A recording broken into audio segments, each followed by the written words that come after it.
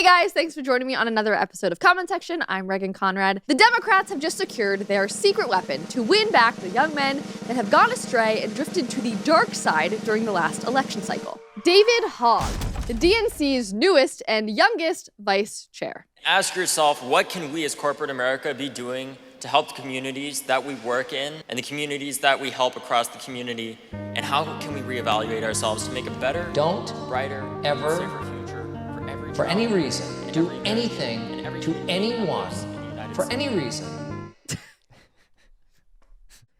Literally comical. With a win like that, why are the Republicans celebrating? Haha, best thing to happen to the Republican Party, laughing my off, which I think we all were laughing at this news. For those of you who may not know who David Hogg is, he was a student at Marjory Stoneman Douglas High School who became a household name after being one of the most prominent interviewees following the 2018 school shooting in Parkland, Florida, where 17 people lost their lives. He rose to fame almost overnight, founding the March for Our Lives that quickly went viral across the nation. The movement went from a motto of never again, something that everyone can get behind, into a politicized machine calling for extreme gun control measures. There's something so ugly and gross about turning a school shooting and your dead classmates into a political career. Like a good grifter, he never lets a crisis go to waste. Tweets like this go on and on. I mean, a lot of people over the years have come to not like him, and apparently he is not even some beloved figure within the Parkland community, even given his celebrity status within the liberal circles. There's even controversy around where he was during the time that the shooting happened. Many conflicting reports say that he was at home during the time of the school shooting and that he biked back to the school afterwards with a video camera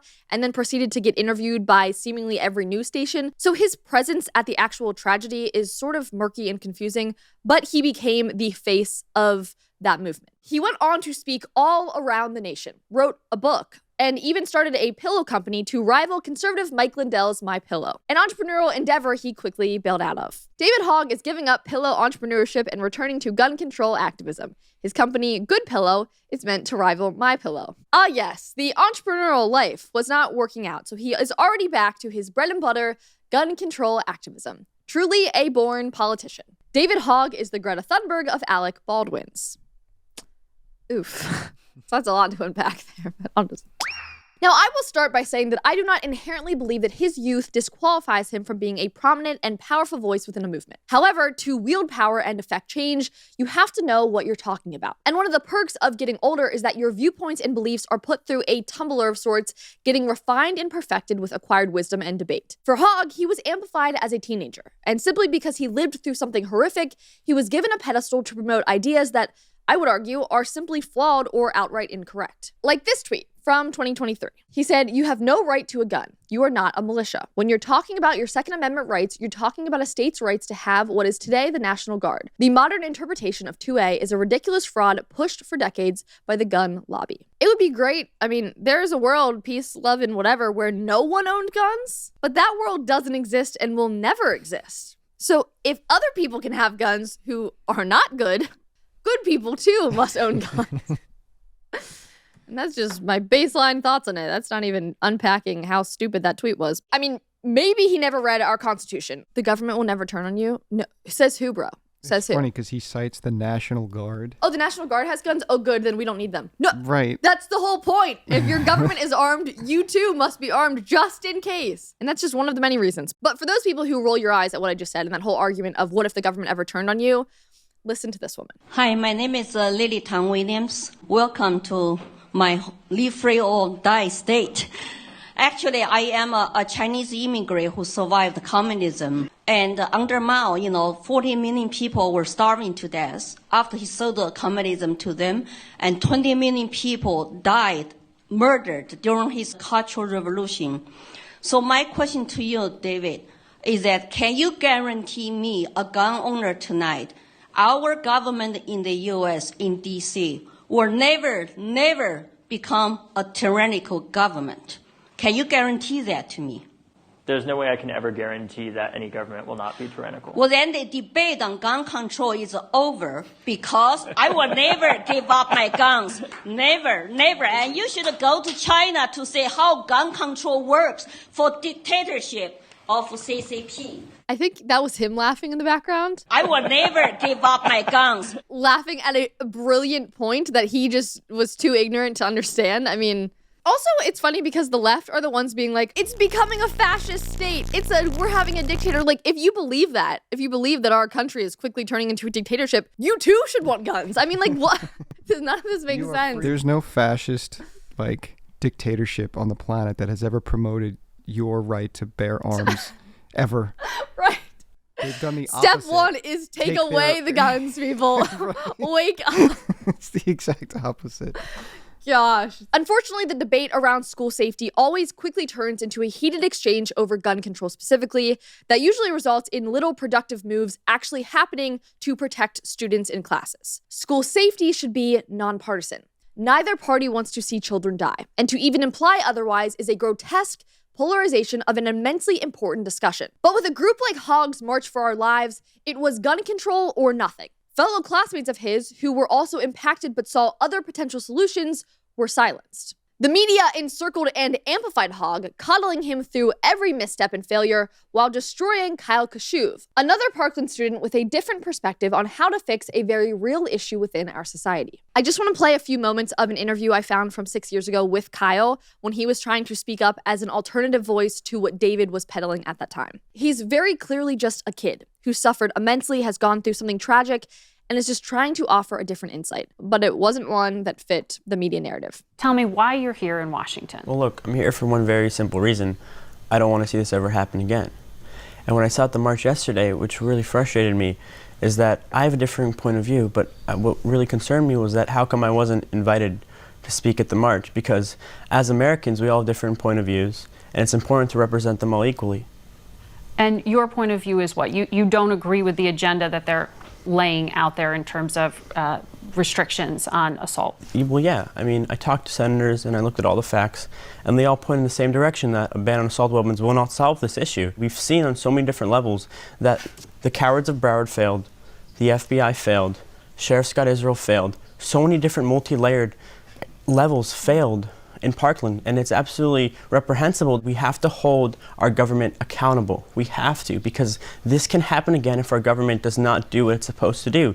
And I find it ironic that after all this, and we've seen so many different government failures, we want to trust the government even more.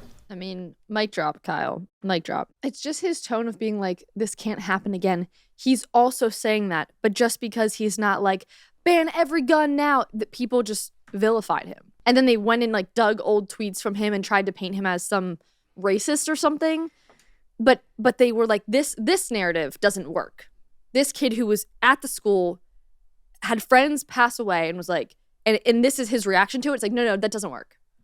And that is so infuriating to me. It's so heartbreaking, frankly. One commenter from 6 years ago said, this kid is the one that is actually brave. Someone else said, notice key differences to David Hogg. Kyle is way more respectful and articulate, appears to be genuinely haunted by the event. David Hogg is a flamboyant provocateur, nothing more. Which checks out, considering the fact that David Hogg was running for DNC's newest vice chair position, and he was a 24-year-old, so he was the youngest one to be running for it. So I went over to Kyle's Twitter to see what he was saying about the fact that his old classmate was running for vice chair. And he said, I am formally endorsing David Hogg for DNC Vice Chair. Go get him, David. And he was retweeting Tim Walz's endorsement of David, just talking about how excited Tim was to have someone like David as part of the party. Clearly, though, Kyle was joking and loved to see a good sense of humor. I also love to save my time and money using stamps.com because being able to focus on what really matters instead of getting caught up with the tedious tasks like mailing and shipping is very, very important to me. Because with all of these show prep and planning, it is important for me to be efficient and productive. With Stamps.com, there is no more complicated postage, calculations, or wondering if you're getting the best deal. Their rate advisor automatically helps me find the fastest and most cost-effective shipping options. They'll even send you a free scale, so all you need is access to a computer and a printer. Plus, they offer exclusive discounts up to 88% off USPS and UPS rates that you won't find anywhere else. It's basically like having a shipping expert right at your fingertips, which is exactly what I and my husband needs because he loves to sell baseball cards, so he is always mailing and shipping and packaging things up. So he loves Stamps.com because it's quick and easy, and I also love it too because we have more time as a result. So have more flexibility in your life with Stamps.com. Sign up at Stamps.com/Conrad for a special offer that includes a 4-week trial plus free postage and a free digital scale. No long-term commitments or contracts required. Just go to Stamps.com/Conrad today. It will be a win for your pocketbooks, for your time, and David also won. He was just elected as the DNC's new vice chair. Breaking, Democrats just elected David Hogg to be the vice chair of the DNC. Hogg is touted as their face of masculinity to help them regain the young male voters they lost in the 2024 election. I honestly can't believe it. Neither can I, George. Neither can I. Actually, I can. I think that's why this is so funny. And here is David actually giving his little speech. This was his speech right before he actually won.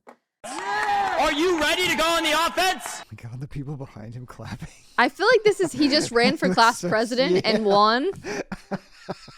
Are you ready to go on the offense? Not the DNC. We have to win back our young people. I am the only candidate in this race for any of these positions that is under 30.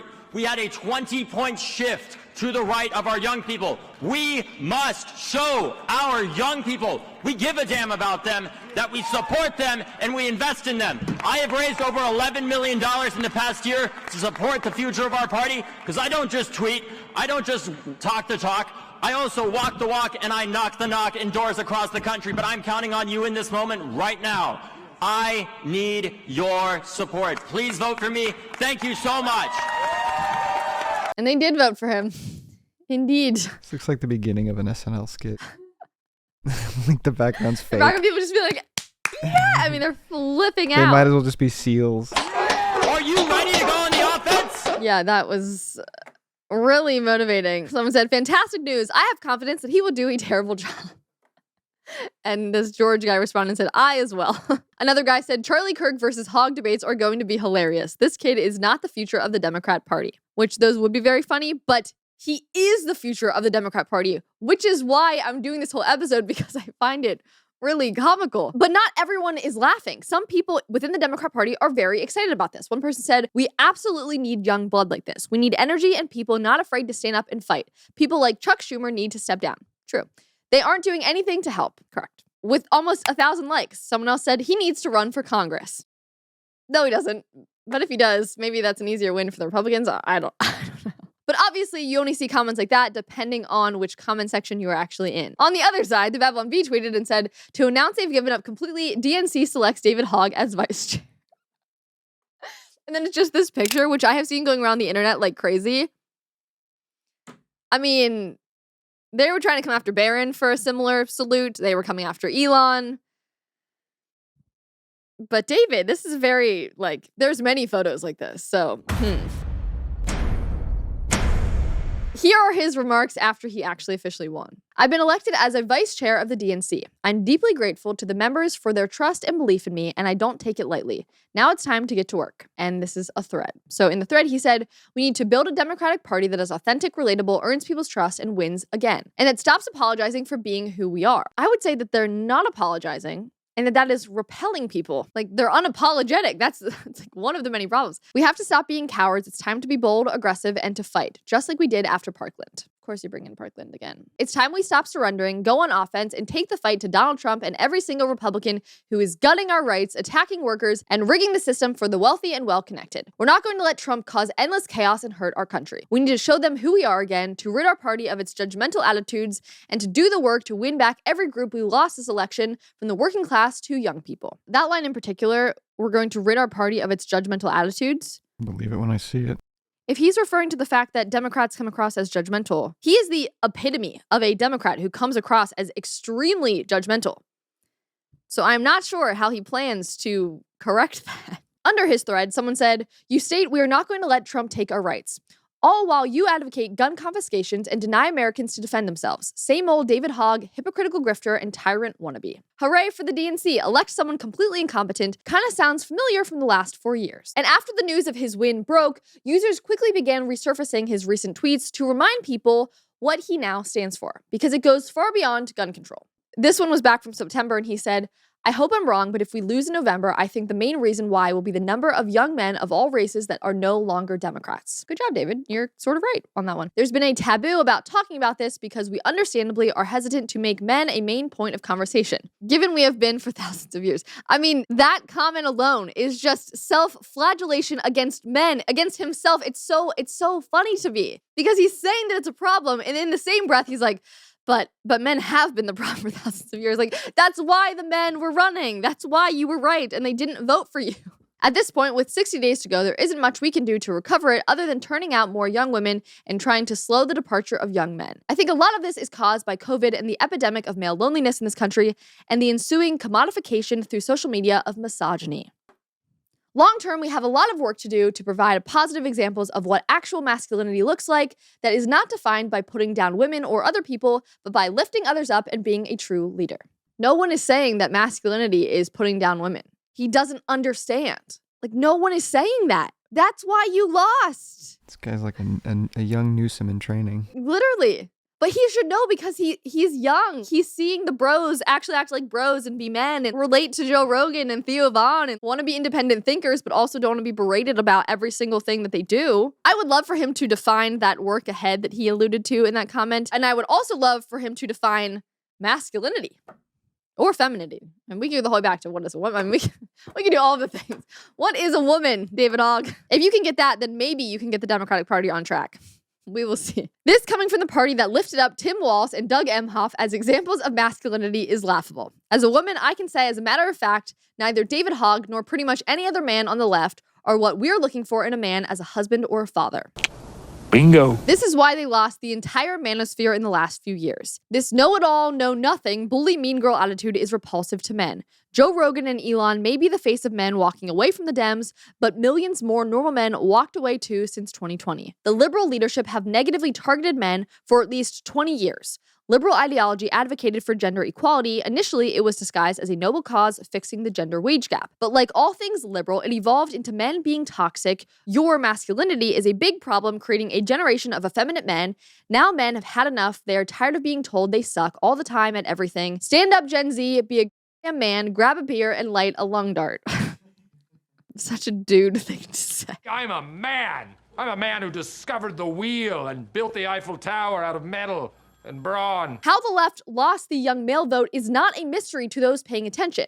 When one side is constantly ripping you for your masculinity and teaching you that everything wrong with our society is your fault, and the other side is encouraging you to embrace your masculinity, strive for greatness, strive for marriage, strive for fatherhood, which side sounds more appealing? Are we surprised that Trump got the young male vote of every color and creed? No. Rather than taking a good long look at the facts and perhaps re-strategizing the future of the Democratic Party's path to success, this move with the election of David Hogg seems to only double down on the elements that have turned off so many men to the party in recent years. But these are the new leaders of the Democrats to make the change that they know is needed for the masculine vote. David Hogg and another new vice chair, Malcolm Kenyatta, a man who proposed to his now husband while wearing a mask outside, who also quotes Beyonce and screams about trans kids' rights. In the words of Beyonce, America has a problem, but Democrats, we're about to fix it. God bless you. Thank you so much. Let's get to work. Wow, as a young female, that doesn't even captivate me, and I'm supposed to like Beyonce. I can only imagine how the young men feel watching that video. I mean, if that doesn't get all of Joe Rogan's subscribers back to him, I don't know what does, because that was riveting. David Hogg. David. It feels like a high school or a college thing. And like, so that's why I'm just like, haha, this is funny. Not like it's the actual DNC. We're bringing ice cream back Yeah. to the vending machines. And soy milk ice cream bars. Recess will be twice as long. And maybe I'd vote for him if he got recess back in work. That'd be so fun. First of all, thank you, Chairman Harrison. Can we give a round of applause to Jamie?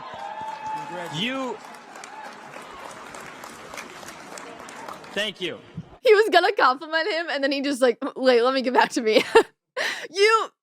Thank you. Who's ready to take the fight to the Republicans and win this thing? Are you guys ready to fight? It's been a long day, but guess what? We have a long road ahead. Let's go and kick some ass. I had to share it because it didn't feel that masculine. Let's go and kick some ass. Okay, David. Cool. We'll be waiting. So will these be the leaders to win back the young male vote? Men, let's hear what you have to say.